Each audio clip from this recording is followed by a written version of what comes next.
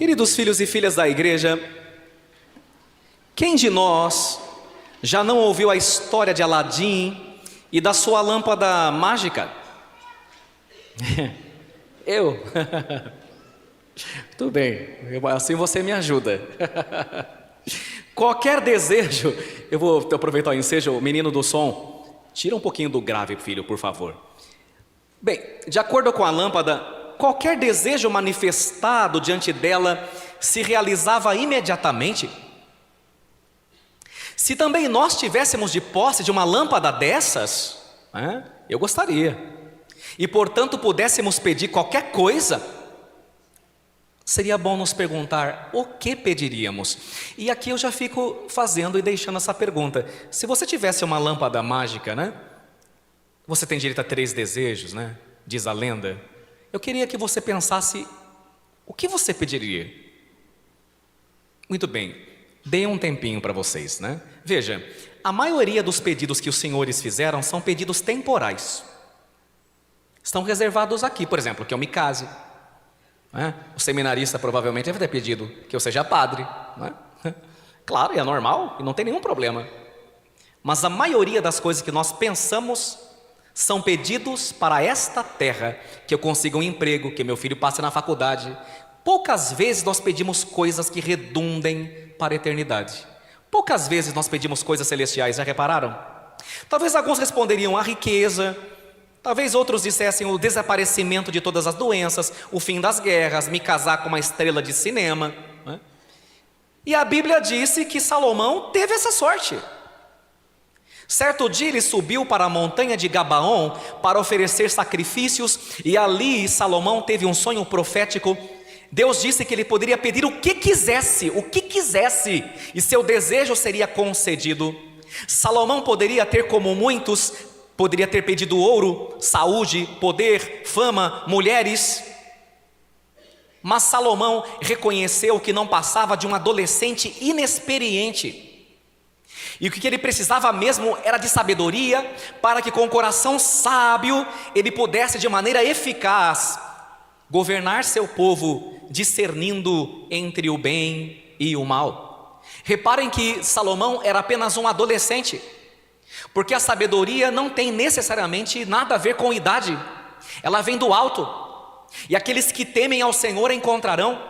A palavra diz, timor domini principium sapientiae, o temor do Senhor é o princípio da sabedoria.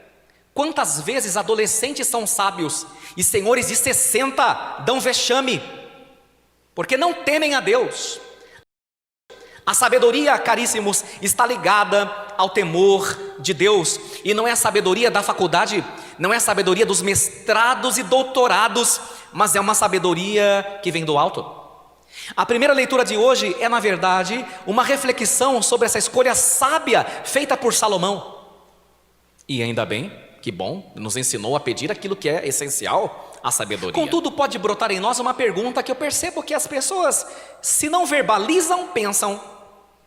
Mas será verdade que para escolher a sabedoria é preciso renunciar a todas as outras coisas maravilhosas da vida, como essas que você pensou agora?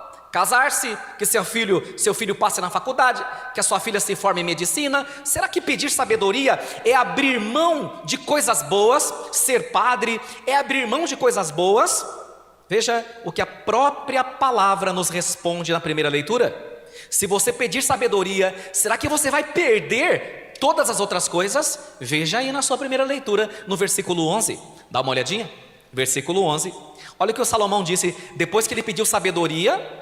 Olha lá, todos os bens, vocês me vieram com ela, pois uma riqueza incalculável está em suas mãos. Então veja, muitas vezes você não alcança aquele bem temporal que você quer, porque você não faz o pedido na ordem certa, porque você não pede primeiro um coração temente a Deus, porque você não pede primeiro um coração sábio que saiba honrar a Deus. Primeiro você pede as coisas temporais, depois você pensa nas eternas. Nós precisamos inverter essa ordem, pedir a sabedoria do alto primeiro. Por isso o Senhor Jesus vai dizer no Evangelho, buscar em primeiro lugar o quê?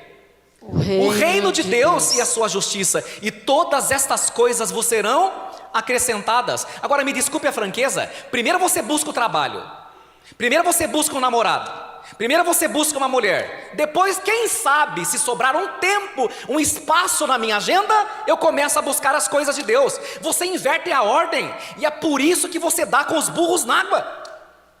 Porque antes das coisas temporais, nós precisamos pensar nas coisas eternas.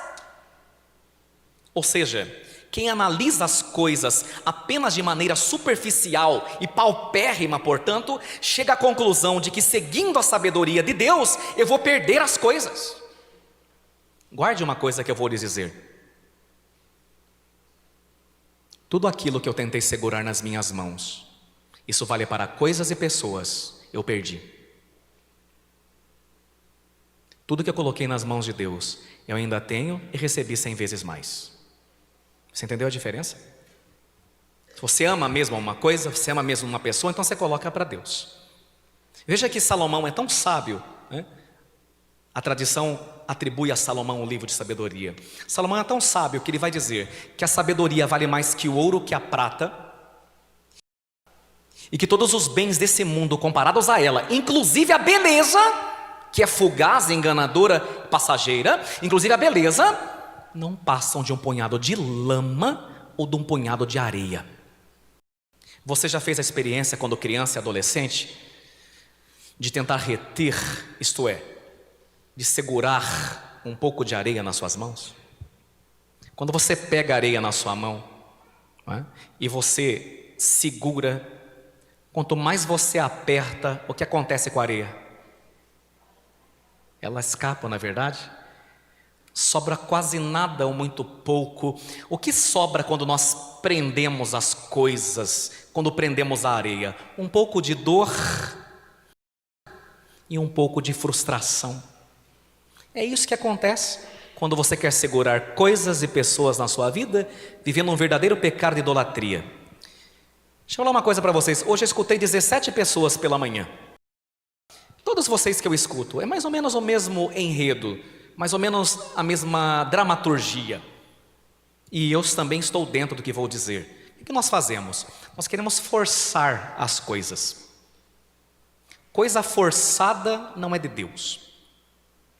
Esse amor hollywoodiano que vocês veem aí na Netflix, que o mocinho tem que apanhar um monte para conquistar a donzela. Gente, isso é coisa de cinema.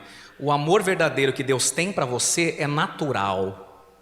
Não é forçado. Isso vale para amores e para boas amizades. Elas acontecem na esfera da espontaneidade. É forçado. Coisa forçada não funciona. Isso vale para relacionamentos e para sapatos. Fica a dica, né? Vocês já viram algumas mulheres que num dado momento da festa de casamento começa a tirar o sapato, não é verdade? Porque começa a fazer bolha.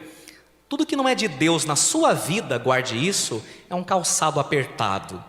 Você escolheu um número inadequado, e é por isso que você rala tanto, sofre tanto, porque você, de querer segurar as coisas, você as perde.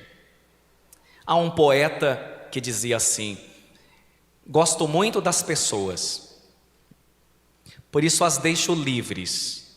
Se voltarem, foi porque as conquistei, e se não voltarem, foi porque nunca as tive de verdade. É nessa simplicidade que a gente vive, com muita leveza, né? Uma outra coisa a ser dita: quando vou voar de avião, sempre gosto de ver as instruções de segurança em espanhol e em inglês. Por quê? Porque quem é atento deve ter reparado que em todas as poltronas há uma mensagem assim: por favor, abrochar el cinturón para el despego. Olha que interessante. Por favor, afivele os cintos para a decolagem. Que interessante que no espanhol decolagem é despego. E aí quando a aeronave vai decolar, ela passa por um fenômeno muito interessante. Quem é bom observador deve ter observado. As luzes todas se apagam, não é verdade? Fica um breu se for à noite, porque tudo se concentra nas turbinas para que o avião possa fazer despego, isso é decolagem. Porque se ele não concentrar tudo nas turbinas e se esquecer da terra onde está, ele não chega a lugar algum. Parece-me que é um pouco essa mensagem desse domingo, né? Deus está dizendo hoje para você, afivela o cinto, né? Concentra na turbina, isto é, na minha palavra, que é penetrante e eficaz, como nos diz a segunda leitura, e se prepara para o despego. Porque se você não despegar, né? Eu sei que não existe em português, estou dizendo de maneira proposital, nós temos aqui a palavra desapego. Se você não desapega, você não decola. Hoje nós vimos um jovem rico muito triste. Percebam que ele foi, vamos ver quem tem boa memória, não vale colar. Vou perguntar, o jovem rico foi até Jesus de que maneira? Andando ou correndo? Ah, já se esqueceram, tá vendo? Vamos ver se a turma daqui do salão sabe, não vale colar que eu estou de olho em você. O jovem rico, Eduardo, foi andando ou foi correndo? Foi correndo. Por que é que ele foi correndo? Você sabe por quê? Ele foi de maneira sôfrega. Isso é, ele foi, como diz nossa avó, esprevitado, muito ansioso, né? Se esse jovem corria, é porque não tinha se encontrado. É próprio de quem corre não ter se encontrado na vida ainda, não é verdade? E apesar de tudo que ele tinha, o vazio que tinha dentro era muito grande. Como sabemos que era vazio? Porque quem está feliz não procura ninguém, já encontrou, não é? E ele não tinha encontrado ainda, apesar de tanta riqueza, né? Esse jovem precisava afivelar o cinto, ligar as turbinas para que o despego, o desapego pudesse acontecer, para que ele pudesse decolar. Infelizmente o nosso jovem do Evangelho, e é uma tragédia isso acontecer comigo e com você, por causa dos bens da terra, o nosso jovem perdeu os bens do céu. Tomem cuidado com os bens da terra, quando eles te impedem a decolagem para a tua casa verdadeira, que é o paraíso. E por fim, e não menos importante, quero lhes contar, na África existe uma frutinha muito perseguida pelos elefantes e por uma raça, por uma espécie de macaquinhos. Alguns dos senhores já devem ter visto essa fruta em bebida, chama-se amarula, né? Alguns já devem ter tomado, espero que com equilíbrio, né? Pois bem, a amarula é muito querida pelos elefantes e muito querida por essa espécie de macaquinho, mas há uma tribo indígena que come carne de macaco, né? Então esses macaquinhos são o prato principal, é o caviar daquela tribo. E como é que eles pegam esse macaquinho? Eles confeccionam um vaso de argila que tem um pescoço bem fino e o bojo largo, e coloca uma ou mais amarula lá dentro, e saem. O macaquinho sente o cheiro, fica louco. Então ele enfia a mãozinha dentro do gargalo. Para que a mão passe, o macaquinho tem que fechá-la. Quando chega lá no fundo para pegar, ele tem que abrir. Mas quando ele pega a marula, a mão fechada não passa no gargalo. E ele fica naquela coisa, porque o vaso está fixo. Ele quer a marula, ele quer ser livre, mas não pode. É nesse momento que os caçadores chegam. Ele vê o caçador chegando e fica assim, louco. Mas se torna o prato principal daquela tribo, porque de tanto gostar de amarula, ele abre mão da própria liberdade. Quais são as coisas que te fizeram perder a liberdade? Talvez o vício do cigarro, da maconha, dessa relação descompromissada que você tem com essa pessoa, desse relacionamento tóxico que você tem, desse seu apego exagerado ao teu ego. O inimigo está chegando, basta abrir a mão, mas você não consegue, porque o teu vício, o teu pecado, a tua paixão fala mais alto dentro de você. Pensamos hoje que o Senhor nos liberte de tudo aquilo que nos impede de alçar voos altaneiros, porque ficamos presos demais olhando para a terra, e que os bens temporais não nos roubem os bens que são eternos. Assim seja. Amém. Amém.